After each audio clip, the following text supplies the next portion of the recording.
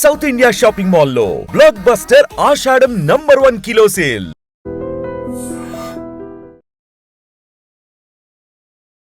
నమస్తే అండి, నేను doctor Naveen Polavarapu, clinical director and hepatologist and gastroenterologist Yashoda hospitals hitech నుంచి మాట్లాడుతున్నాను.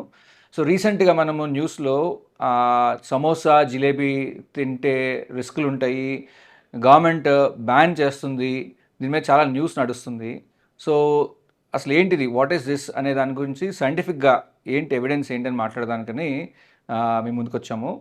సో బేసిక్లీ సమోసా జిలేబీ వలన ఎందుకు ఈ కాంట్రవర్సీ వచ్చిందంటే కనుక, ఇప్పుడు సమోసా అనేది అండ్ జిలేబీ అన్నీ కూడా కొంచెం అన్హెల్దీ డైట్, మనకు తెలిసిందే అది. మన అఫ్కోర్స్ సమోసా అనేది ఫ్రై చేసి చేస్తాము, అదే కాకుండా సమోసాలో ఉండేది మైదా పిండితో చేస్తాము. అలాగే దాంట్లో ఆలు ఈజ్ ఆల్సో, దాంట్లో కూడా fat content and carbohydrate content ఎక్కువ ఉంటుందన్నమాట.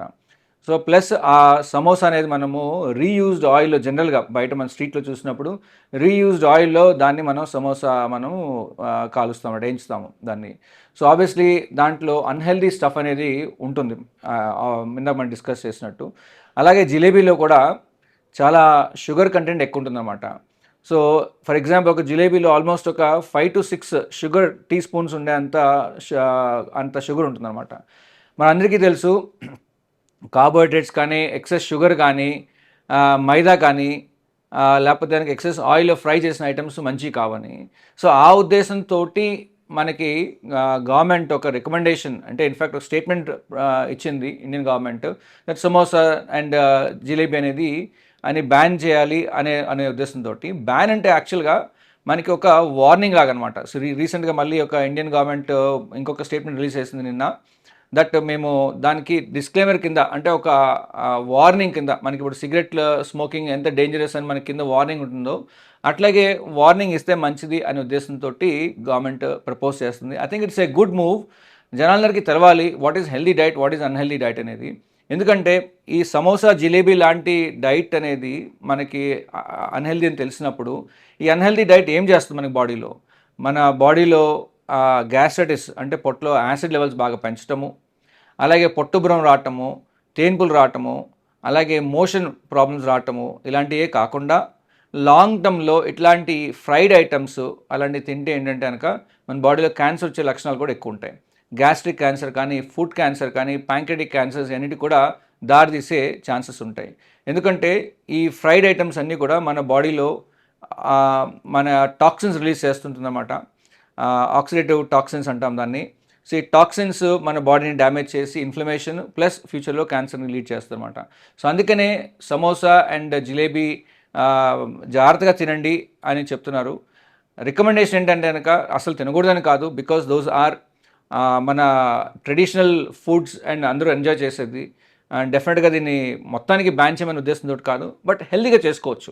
ఫర్ ఎగ్జాంపుల్ ఈ సమోసా అనేది మైదా పిండితో కాకుండా మన ఏంటిది రైస్ ఫ్లోర్ తోటి కానీ అట్లా చేసుకొని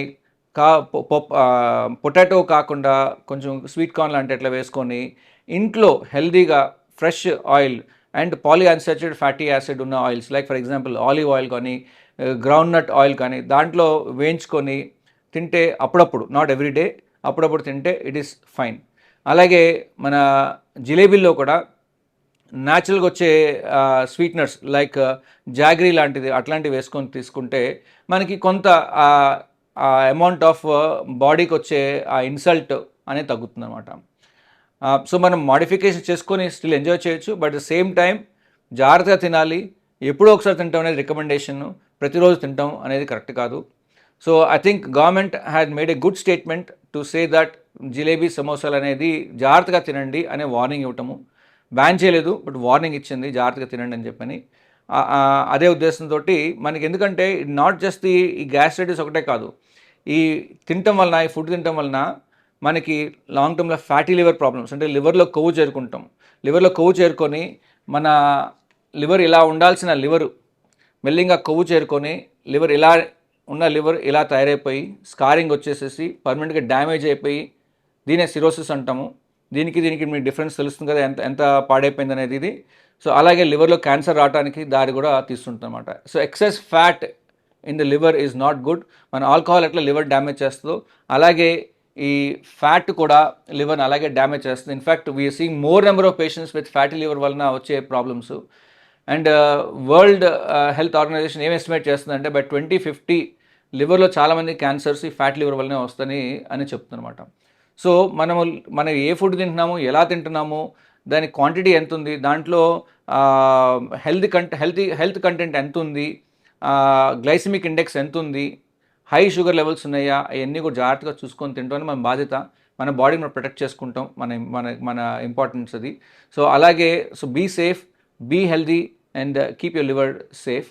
అందుకని మీరు జిలేబీ కానీ లేకపోతే సమోసా కానీ జాగ్రత్తగా ఇంట్లో చేసి హెల్దీగా హైజీనిక్గా తినండి. స్ట్రీట్ ఫుడ్ అలా ఎక్కువగా తినేసేసి దాని తర్వాత లాంగ్ టర్మ్ ప్రాబ్లమ్స్ తెచ్చుకోవద్దు. Hope this message was clear and helpful. Thank you very much.